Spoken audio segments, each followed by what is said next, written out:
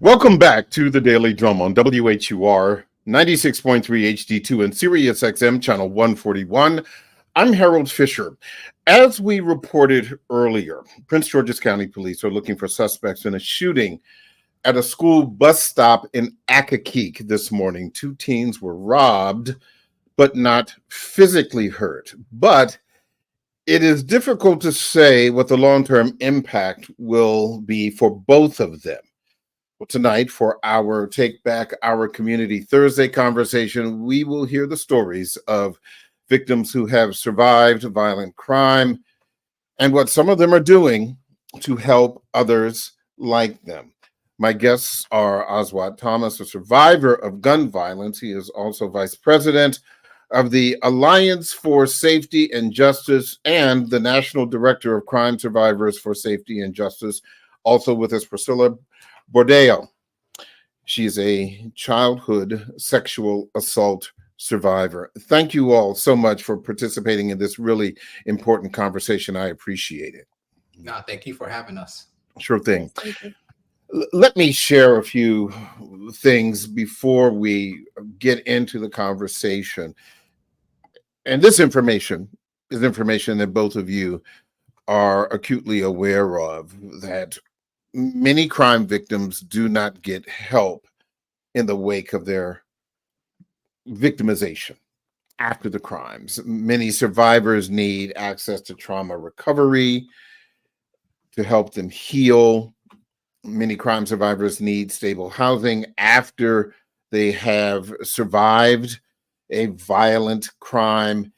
And sometimes survivors need emergency financial help without having to deal with red tape or discriminatory restrictions, and the like.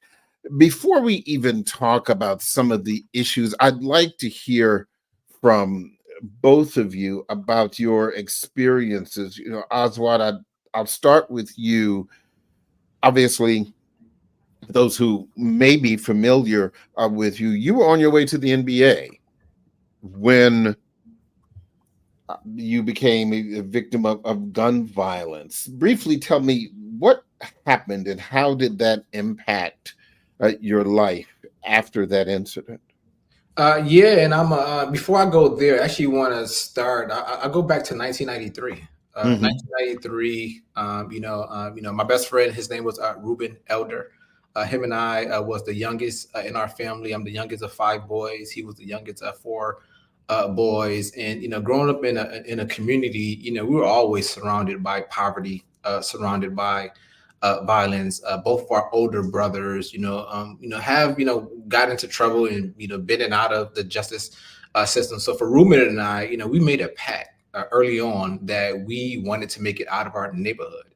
And we didn't know how we was going to do that as kids, but we said, hey, between our basketball skills and our, we were nerds. We really loved, our academics as well. So we thought those would be one of the 2 opportunities to help us make it out of that violent neighborhood that we grew up in. But unfortunately, in 1993, my best friend, Ruben Elder, was shot and killed in a drive-by shooting when we were only 10 years old. And losing someone who I walked to school with every day, someone who I played basketball with every day, that was such a traumatic experience of losing someone so young to gun violence. And I remember we were that summer when he was shot and killed, we were planning to go back to school 3 days later, and we went back to school.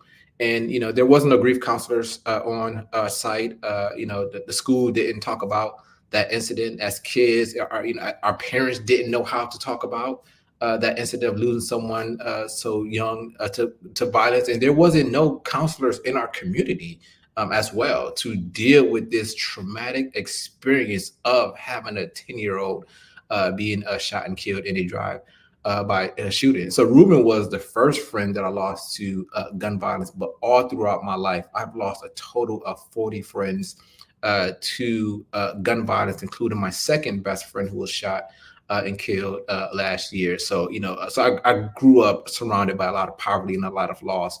But for me, I think about that pact that Ruben and I made when we were kids, that I wanted to make it out of the neighborhood. And I was able to do that in 2009, becoming the first male in my family to ever graduate from college. I remember walking across that stage, and I could see my mom out there in the crowd with this big smile on her face because her baby boy, her youngest son, made it to college and graduated from college. And that was like the highest point of my life. But I was also a star basketball player as well.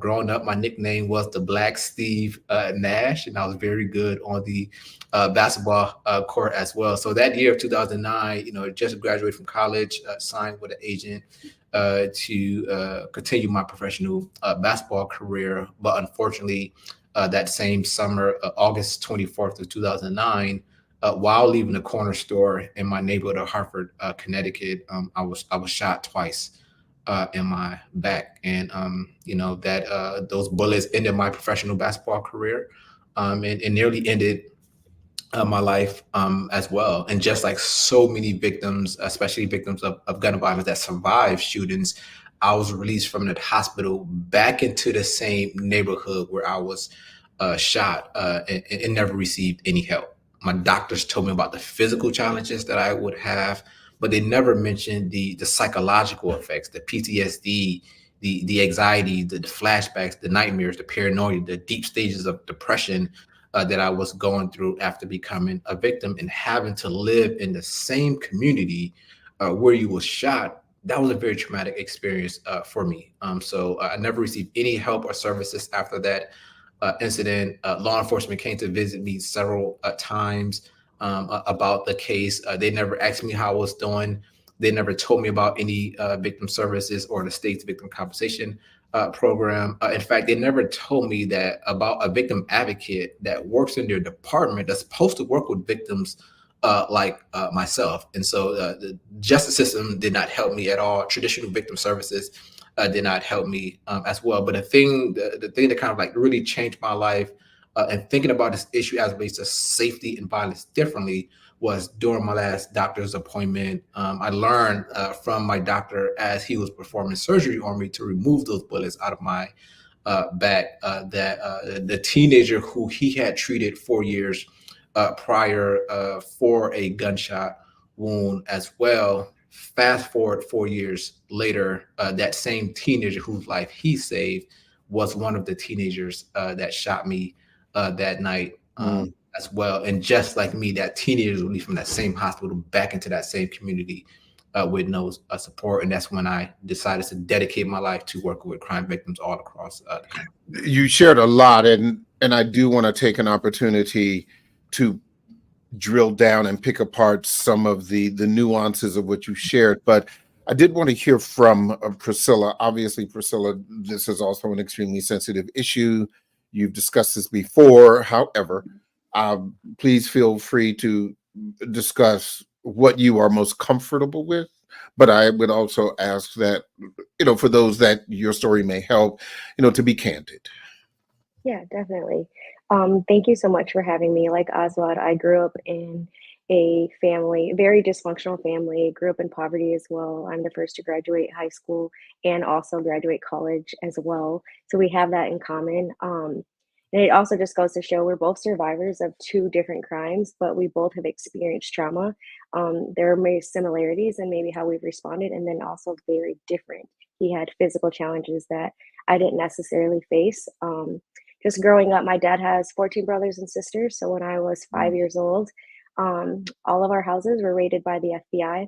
All of my uncles, including my grandfather, went to prison. At the time, was one of the biggest drug scandals in Lansing, Michigan. My father was the only one, the only male that did not participate, and was supposed to be the Christian, godly man.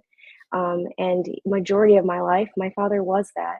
But then when I turned 12 years old, my dad became a pastor. We moved from Michigan to Texas, and something happened. That was the year my dad began to rape me behind closed doors, and we ended up moving back a year and a half later, back to Lansing, Michigan. And because of like my behavior, the trauma, my mom, who was sexually abused by a family member who never got the help she needed, didn't really know how to help me. And so we moved quietly back from Texas to Lansing, Michigan, and we ended up moving in with one of my uncles who had just got released in prison. So we're living in his basement. And so I'm trying to maneuver and go through life with trauma and not even understanding my trauma fully as a 12-year-old girl. There were definitely things that happened to me physically, emotionally, that were very difficult for a 12-year-old to process. But when you fast forward to me becoming an adult, me going through lots of counseling, I'm super thankful for my faith base, and still very thankful that my family raised me in a faith-based community in our home church, which our family is still very much a part of today, because that still is a part of like who I am. But as you can imagine, there's a lot of confusion. My father, as a pastor, like, how in the world did we get here? So as an adult, I started to really dig deep into like the root causes of like how we got here. And I found out that my grandfather had raped 13 of his 14 kids, and my dad is repeating the cycle. So of course, there's nothing that will ever bring, an excuse for what my father has done, but it did give me an understanding of how we got here. And I'm very thankful for my outcome. I don't expect all victims and survivors to have the same outcome as me. I made a personal choice, one for my faith, but also what I wanted to see for my own life was true forgiveness, because repentance and all of the right steps were made in both my dad and my life. My dad is not the same man he was when I was 12 years old. I'm 38 years old. And although there are boundaries that are set up, I know that he truly is a changed man. And I often believe that had my father gotten the help that he needed when he was young, I really believe that, my outcome would have never been this right now. And I can't say that. I mean, I was abused, and I felt like what ended up happening was I wanted more for my life. I knew what I didn't want. I knew that I saw my cousins, living out on the streets, doing drugs and being right a part of the same things our aunt and uncles were a part of. And I just knew that education was key for me. But I also just knew that I wanted a different life. And so I ended up getting in like medical advocacy and court advocacy. I shared my story on social media, not knowing that it would create the platform that I have today. And then it literally brought me to the work that I'm in today.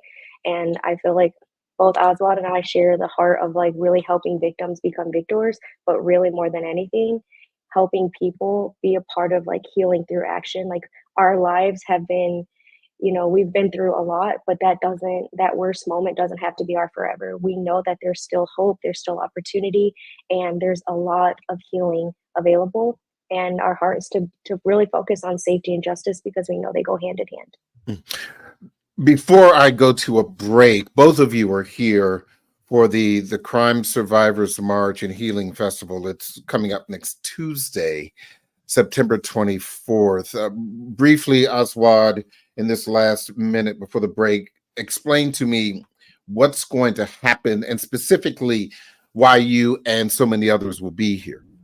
Yeah, on Tuesday, September 24th, we're hosting the first ever Crime Survivors Speak March on Washington, bringing together crime victims, families of lost loved ones, victims of gun violence, victims of sexual assault and domestic violence from across the country are convening in Washington, D.C., because we have a crisis in this nation. We have a public safety crisis, and we also have a mass incarceration crisis. And when does it start, and where do you want people to meet? Yes, September 24th, meet us at the National Mall at 7th Street at 10 a.m. as we march to the state capitol. Okay. Do you plan on having a chance to do a little lobbying, talk to some lawmakers? Yes, we are. We are advocating for a right to heal and a new approach to public safety. And so we have a broad policy platform that we're going to be going into the halls of the Capitol on a series of legislative reforms. We are going to take a quick break, but don't forget you can hear this in every edition of the Daily Drum Insight segment via podcast. That's on WHUR.com. The original Quiet Storm is next on WHUR. I'm Harold Fisher. This conversation continues on Sirius XM channel 141 and 96.3 HD2 in just a few seconds.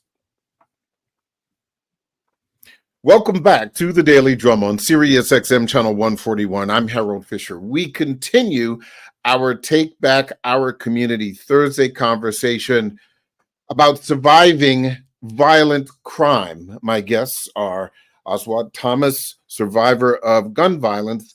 He's also vice president of the Alliance for Safety and Justice and the national director of Crime Survivors for Safety and Justice. And Priscilla Bordeo. She is a childhood sexual assault survivor and advocate.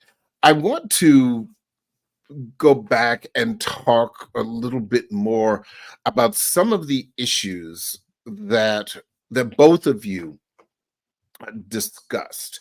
And one of the things is we often, particularly as it relates to my job and those who do the kind of work that I do as journalists, when we report on crimes, when there are perpetrators and people who have been impacted by those crimes, we often talk about the suspects or the people who have committed these crimes, and we go through the entire process from the beginning of the crime to the trial to the sentencing.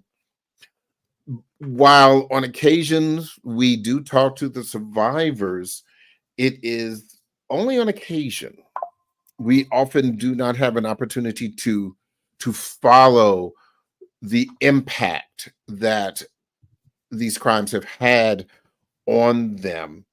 Oswald, talk to me about how you made the emotional transition from survivor to advocate. What was going on in your mind that allowed you to turn this horrific incident into a purpose for you?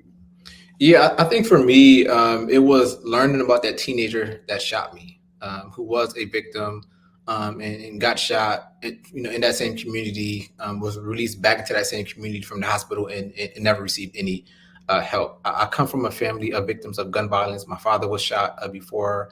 My second oldest brother was shot. I have two cousins that were shot. I've lost a lot of friends to gun violence. The majority of us never received any help or services. And then I started connecting with other survivors across the country, traveling, I would say, every part of this country, meeting with crime victims, listening to their stories and their experiences. And there's a few things that we found out from just listening to survivors. Number one, 96% of crime victims do not access services from their state's victim compensation program that's designed to help them heal and recover from violence. The second is that we often don't know about the people who are often causing harm. We did a study and we found out that 9 in 10 people who have committed a crime have been a victim of a crime long before they've ever committed that crime.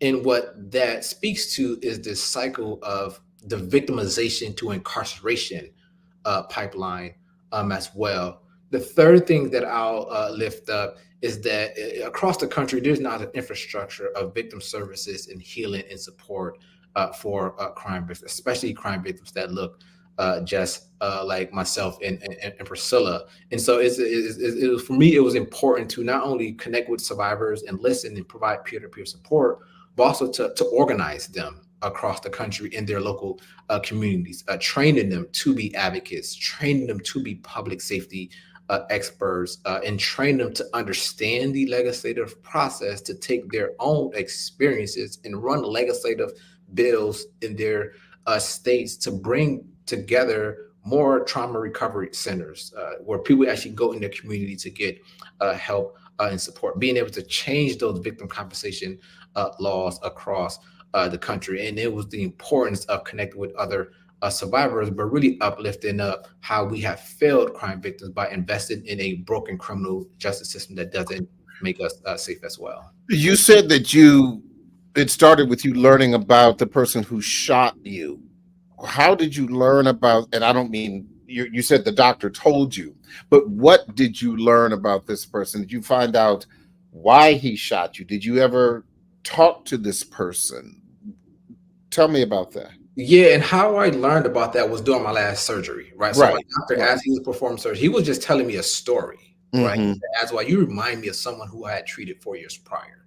Right? And the more details he was sharing about that young man, I made the connection because the gentleman had a patch on his eye, right? And my doctor shared that he had got shot in his eye, and as a result of that shooting, he has lost sight in his eye. So, in all his physical characteristics that my doctor was describing, not knowing that he was describing one of the teenagers that shot me. So, it was me understanding what he was going through psychologically and being back in that same community with no support. And his unaddressed trauma played a huge role in my shooting years later. And so that was the first teenager. There was also another teenager that was also involved in my shooting. The one who was shot before never got arrested for that shooting because actually the first time that I'm sharing this publicly is that the reason he never got arrested because he actually got shot a second time a few months after I got shot. And I believe that law enforcement never arrested him because he got shot a second time. And as a result of that second shooting, there was lifelong health complications that he was experiencing. So I don't think they wanted him in the justice system. But the second teenager was actually arrested in my case. He was 19 years old. He was facing 40 years in prison. And I remember the first day of trial. The prosecutors telling me about this teenager. He was 19 years old. He's been in juvenile facilities. He could barely read or write. He had dropped out of Mm-hmm. high school before. The more detail they were starting to share about this teenager, and the more that I started to think about, do I want this teenager to be sentenced to 40 years in prison? How is Mm-hmm. that going to help me?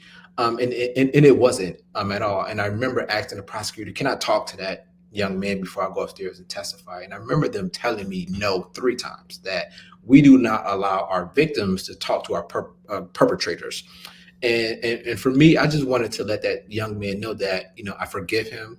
That, maybe one day through his sentence that I'll, be there to provide some support, because I knew what he went through living in that same community that I grew up in. But what that teenager don't know, I don't think he still know today, is that I actually helped to advocate for him to take a lesser sentence. So instead of him being sentenced to 40 years in prison, he was actually sentenced to 6 to 10 years because of my advocacy. And that might sound unique and foreign, but actually, when you talk to crime victims, majority of crime victims prefer a justice system that focuses more on shorter sentences, more on rehabilitation, rather than long sentences and just locking people Mm-hmm. up and throwing away the key. Priscilla, even talking to you about what you've already shared with me, it gives me goosebumps just realizing what it is that you've gone through.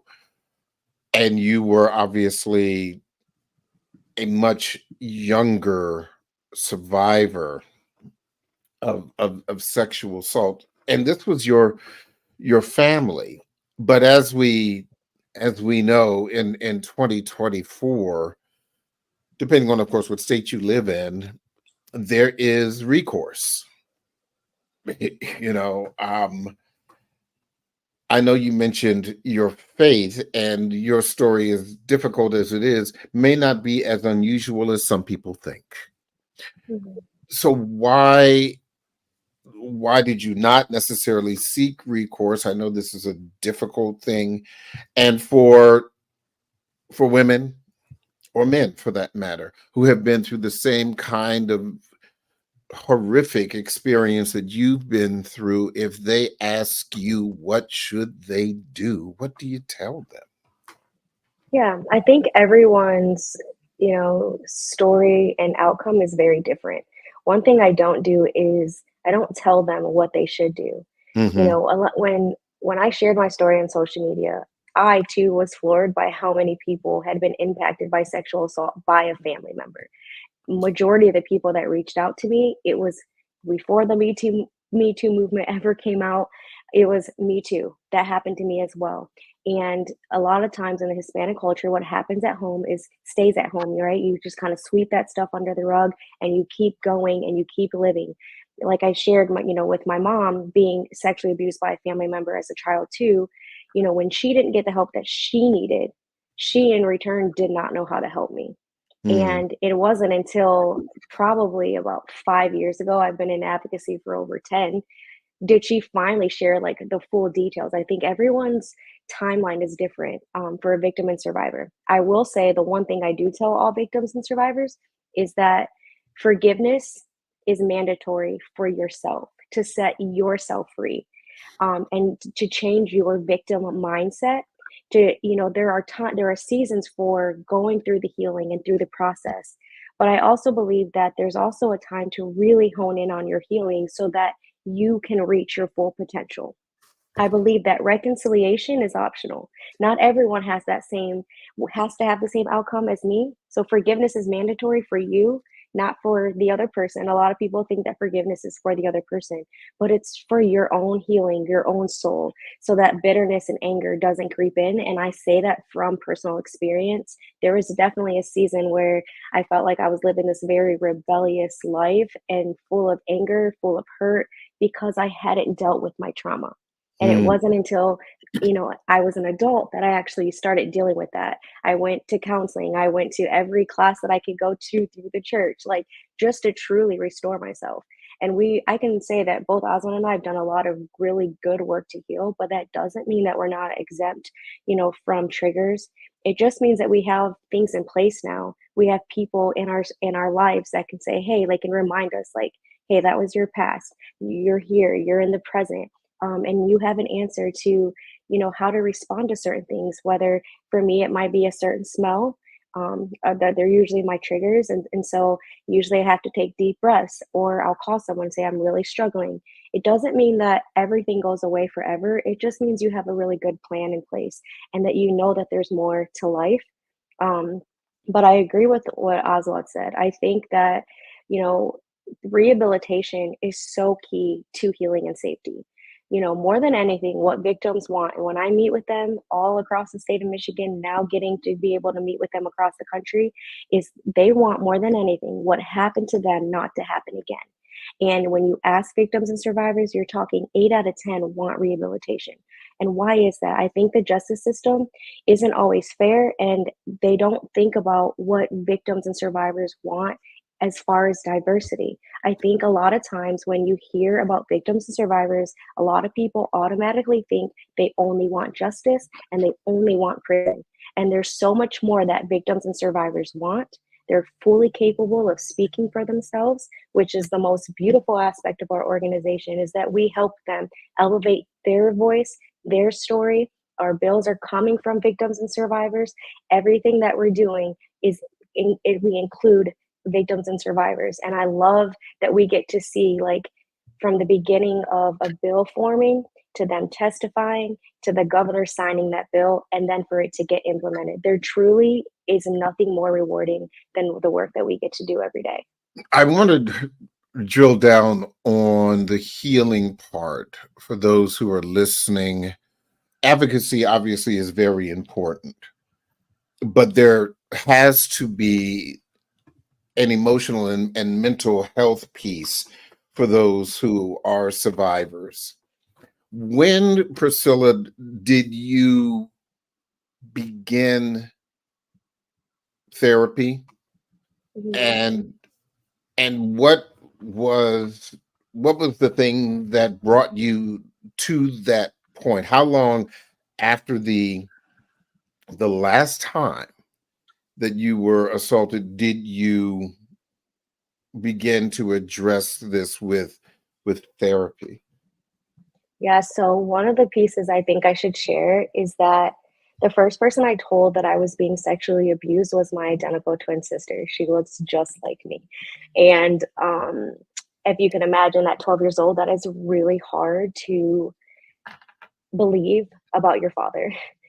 Mm, And what ended up happening was the next night, my sister hid in my room and saw everything that happened when my dad came into my room that night. And so she was the one that actually told my mom. And that's how my mom found out. So if you could just think also about the trauma my sister experienced, and in a lot of states, she would not be considered a victim because she wasn't physically touched, but she saw everything that took place. My healing and counseling started was because my mom found out. And like that same week, she didn't, like I said, she didn't know what to do. So she ended up having like a counselor come. You have to understand, my dad's a pastor in a very small community. Hmm. Everybody knew who we were. And so my mom quietly tried to bring in a counselor um, to the church, but she brought her to the same place where my victimization took place. Our home and our church were connected. So there was no separation. So if you could just imagine, I just was not ready to talk about what was being done to me. Um, Part of that too was the lady that I was sent to go speak to it. I was sent to go speak to in the sanctuary of our church, and I was still required to. I'm a worship director now too, but I was still required to do worship while my dad was doing these things behind closed doors. Like, that was just not the place I wanted to have that healing take place. And so I remember the perfume she had on was so strong, and I, like, love perfume, but there was just a smell that triggered me that I just, like, couldn't. And I remember I just walked out of the sanctuary, and, I ended up telling my mom, like, "You're not gonna make me talk to her." And then, like, a week later, my dad, right after church, dropped everyone off. We always ate at the same restaurant because they paid for, like, our family every Sunday. And then my dad took up me to the park, and that was the first time he tried to apologize to me, but I just was not ready for the apology. So I ran home, like physically ran home. And with all the energy I had left, I actually slapped my mom across the face. And I was like, don't ever send me to her. Don't ever leave me alone with him again. And from that moment, I knew that's where the anger and stuff was starting to build, because now I'm not just angry at my father, but I'm angry with my mother because I felt like she had the power to change our situation, not knowing that she too didn't know what to do. Again, like, you don't realize some of the stuff till later. But I will say we moved back a year and a half later. We're living with my uncle, and I was got right back into the church that we grew up in, and I went to a youth camp. And at the youth camp, it was talking about the power of forgiveness, and when awful things happen, how do you heal? And I will say that was the first start. And so I really started going to counseling, like, on my own, and finding someone that I felt like I was comfortable. But I would even say all the way through college. And in college, I felt like I really went through probably the most intense counseling, because I was finally just, like, on my own, and just knew that, hey, I need to truly get healed so that I can be the best version of myself. It's wonderful to hear that you were an active participant in the healing process instead of trying to avoid the healing process or addressing the mental health issue, because so many people, as we know, uh, that is how they cope sometimes, not running to address the issue, but running from it. I want to talk to you, Aswad, a little bit about the politics of this. As you know, or may know, earlier this week, Vice President Kamala Harris was asked by reporters at a panel discussion about gun violence, and specifically how to address that across this country. And immediately her response was about an assault weapons ban. I would assume, and you can correct me if I'm wrong, that you were not shot with an assault rifle. You were probably shot with a handgun. And what would you say to a Kamala Harris or a Donald Trump or any elected official in addressing gun violence in this country? Because, as you know, it is often not the responsible gun owners that are behind these kinds of horrific crimes. It is those who obtain guns illegally. Is what I say all the time, whether it's to an elected official or one of our survivors, or advocate or service provider or public health official. The root cause is most times unaddressed trauma, right? We have to really address the trauma that people are going through and are living with every single day, right? 9 in 10 people, before they ever committed a crime, have experienced some type of trauma in victimization. that unaddressed trauma often leads people to mental health issues, substance abuse issues, often leads to victims becoming the victim again and being re-victimized, often leads to people committing crimes and coming in contact with the justice system. And so this crisis that we have, as you just talked about, this public health crisis Mhm. that we have and this mass incarceration crisis that we have, it started in the 90s. It started in the 90s when there was a spike in crime and violence across the country that started in California, that swept all across the country, that we actually needed to stop crime from happening. And the solution to that was we need to lock people up and throw away the key. The birth of the three strikes law, the birth of mandatory minimums, the birth of sentencing juveniles as adults and calling them super predators and sentencing them to long-term prison sentences, the disparities between the crack and cocaine epidemic. Since the 90s, we've passed over 36,000 laws that have led to mass incarceration, that have devastated communities all across the country, especially in communities of color. And politicians did that in the name of victims. In order for us to help victims, we need to actually be more tough on crime. We're seeing the same thing happen today. I've been in and out of Washington, D.C. for the past 3 years, right? And whenever I'm home, not home, but it's kind of like home because I'm always here. Whenever I hear about crime and violence in the news, it's always being tough on crime. That's never been a solution to help stop the cycle of violence and crime in this country. So we cannot go back to those failed policies and that kind of like failed way of thinking. The thing, But let me ask you this, but how do you do Yeah. that? Because we have often heard through not just this program, Yep. but in others, particularly in communities of color, where they want to take back the community, they want to be responsible for addressing these issues. Mhm.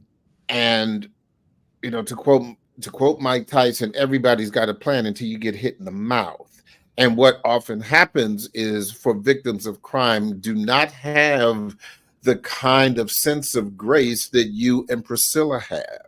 And so therefore they are scared, they Yep. are angry, and in some cases they want revenge. Otherwise, mature, well-meaning adults, when these things happen to them, Yep. they want to be tough on crime. So what do Yeah. you tell them? And that is a natural reaction because we are human beings, right? When I got shot, I was in that place as well, right? When someone harmed you, you don't want to be harmed again, and you want to protect. Mhm. That's a natural human reaction that we all have when we become victims or witness on or our communities impacted by it. The thing that we need to do for these communities, and what the community have been saying for decades and what they continue to say today, is we actually need to invest in the things that actually work, help stop crime from happening in the first place. We need to invest in more community violence intervention programs. We need to invest more in prevention programs. We need to invest in more things for our youth. We need to invest in things helping people heal from crime and violence, like investing in more of these trauma recovery centers where people can actually go to a place in their community and get access to free counseling. Counseling is very expensive these days. So you actually need to build support where people actually get counseling without having to pay $150 per session. We need to build these trauma recovery centers.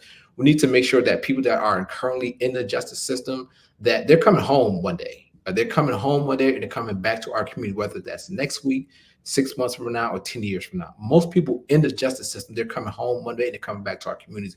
We need to make sure that they are being rehabilitated while they are incarcerated, making sure that they're taking anger management programs, drug treatment programs, job training programs, educational programs, so that when they come out of the justice system back into our communities, that they're able to access housing, they're able to access jobs. That prevents this cycle of violence that we have in our communities. When people actually can get back to work, there are well-funded community-based programs in our communities, in that we are actually invested in the people and individuals in our community, instead of what we've been doing for the past 30 years, is investing in incarceration, investing in mass incarceration, but we're not safe.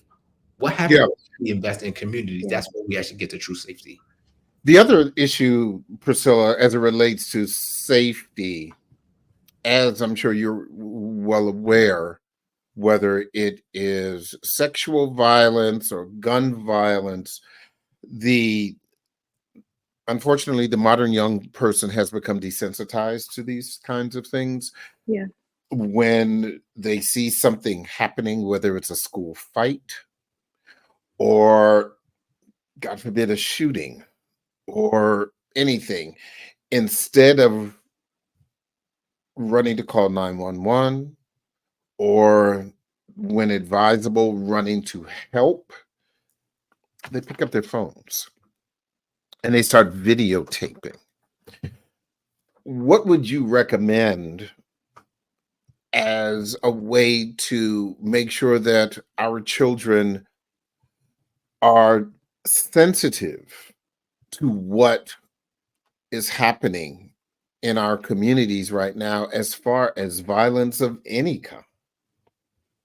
Yeah, I think that just bringing more awareness, having conversations like this.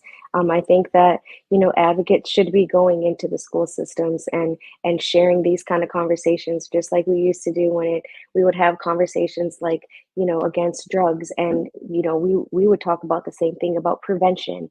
I feel like you can't start too young when we're talking about prevention, trauma recovery centers. I could really sum this up with, I always say to people, hurt people, but heal people, which is why we're such in the business of helping so many people get healed, because only a hurt, broken person would think that it's okay to record something that's traumatic, that's physical, that's hurtful or awful.